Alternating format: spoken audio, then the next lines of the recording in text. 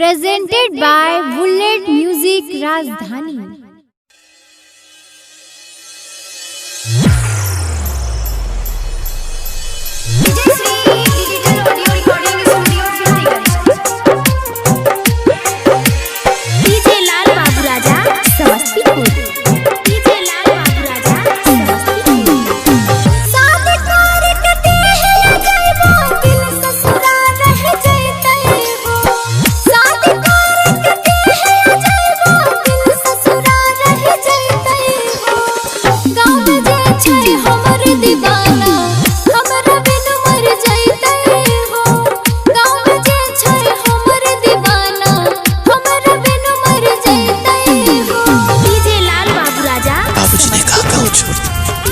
सबने कहा पारो को छोड़ दो, पारो ने कहा शराब छोड़ दो। आज तुमने कह दिया हमें छोड़। एक दिन आएगा जब वो कर। Presented by Bullet Music Rajdhani।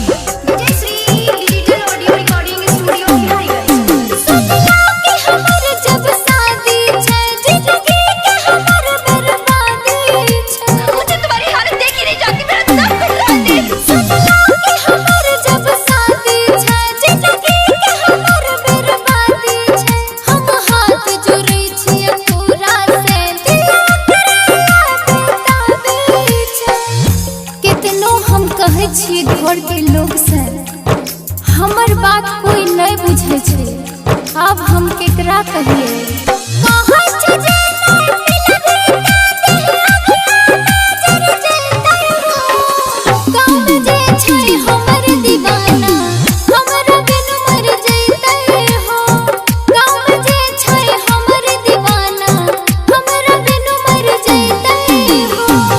तुम तो गांव छोड़कर रिश्ते नाते तोड़कर चले गए, पर मैं अभी भी इनसे बंधा हुआ हूँ।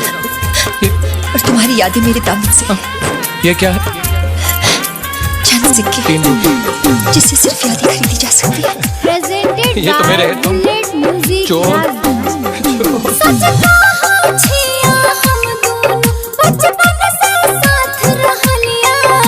बचपन से लेकर आज तक मेरा एक ही सपना रहा है कि तुम्हारे साथ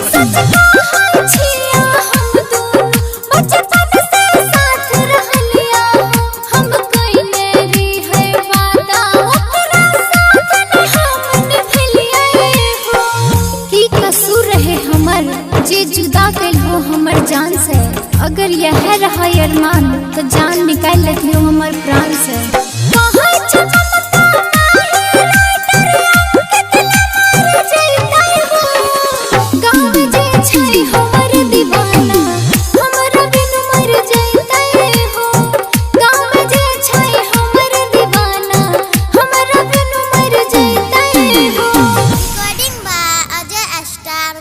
Presented by Bullet Music Rajdhani।